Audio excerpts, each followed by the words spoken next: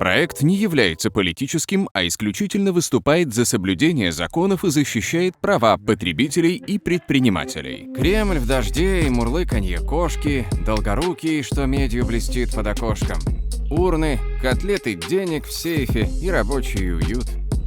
Страх и ненависть в ГБУ ритуале, мир и покой в мое сердце несут. Мы были неподалеку от бюджетной кормушки, на границе 2020 года, когда китайцы завезли нам ковид. Помню, я тогда сказал, что-то у меня кружится голова и пропало обоняние. Может, ты разместишь закупку? Внезапно нас окружил чудовищный шум, стол кишел откатами, похожими на огромные мордовские котлеты. Потом раздался крик: «Паша, что это за чертовщина?» Не было смысла рассказывать об откатах. Бедняга сам их скоро увидит. Ладно, посмотрим. У нас было 20 юрлиц, неизведанный вирус, 323 тысячи дополнительных смертей, отличная крыша, нескончаемый столичный бюджет и множество ритуальных товаров всех видов. А также возможность зарабатывать на госзакупках. Сегодня мы не будем давать оценку тому, как хоронят людей с COVID-19. В этом выпуске вы узнаете, как заработать миллионы на закупке защитного инвентаря. Слушай, давай поговорим о деле, чувак. Почем продам? В главных ролях Павел Солодилов, уже знакомый вам по предыдущему ролику, руководитель службы по договорной работе и закупкам. Артем Якимов, директор ГБУ «Ритуал». И Алексей Немирюк, руководитель департамента торговли и услуг города Москвы. Поставка товара для выполнения мероприятий по усилению режима санитарно-эпидемиологических профилактических мероприятий. Поставщик Оптторг. Сумма контракта 16 миллионов 978 тысяч 40 рублей. Облучатель-рециркулятор медицинский. Армед. Количество 560 штук. Стоимость 13 миллионов рублей.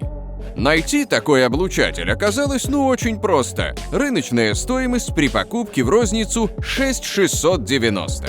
Костюм защитный, противочумный, кварц 1М. Количество 494, стоимость 14 500, рыночная 7300. Для того, чтобы соблюсти все меры предосторожности, были приобретены термометры, количество 120, стоимость, барабанная дробь, 10 тысяч рублей, рыночная 890 рублей. Дезинфицирующее средство 1 литр, количество 2086 штук, стоимость 640, рыночная цена 365 рублей. И закупки стоимостью 16 миллионов 978 тысяч 40 рублей, 8,7 миллиона рублей, отправились в карман уважаемых людей. Как бы еще обезопасить любимых сотрудников? Перчатки. Чуть не забыли о них. Закупка под названием «Поставка товара для выполнения мероприятий по усилению режима санитарно-эпидемиологических профилактических мероприятий». Стоимость 13 миллионов 200 тысяч рублей. Вы не поверите, поставщик – старый добрый Оптторг. Защитные перчатки 419 700 пар. Стоимость каждой пары 28 рублей и 5 копеек. Смотрим рыночную стоимость. 12,5 рублей. Сорвали джекпот. 6,5 миллионов рублей. Я трачу и не плачу, то, что поднял вчера.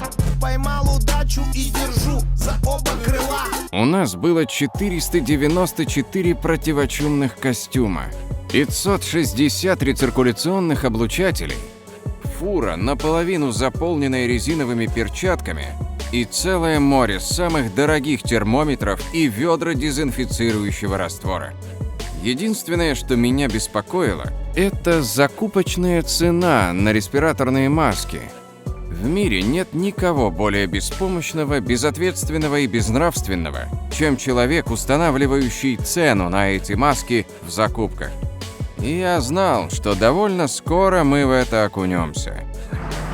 Чтобы быть в полной безопасности, обратились к знатокам рынка, компании OptTorg. Поставка фильтрующих полумасок, применяемых в медицинских целях. Стоимость всей закупки – 14 миллионов 937 тысяч 950 рублей. Количество – 24 690. Стоимость за единицу – 605 рублей. 605 рублей за медицинскую маску. Рыночная стоимость – 2,5 рубля. Разница в итоговой цене – 14,8 миллиона рублей. Месяцем ранее была произведена подобная закупка на 12 909 масок на сумму 7,8 миллиона рублей. Поставщик все тот же OptTorg. Суммарно на приобретение масок было получено 22 миллиона 600 тысяч рублей. Пожалуй, что после такой закупки можно купить болванчика себе в арендованную Камри. Опа! Еще один! Так и знал.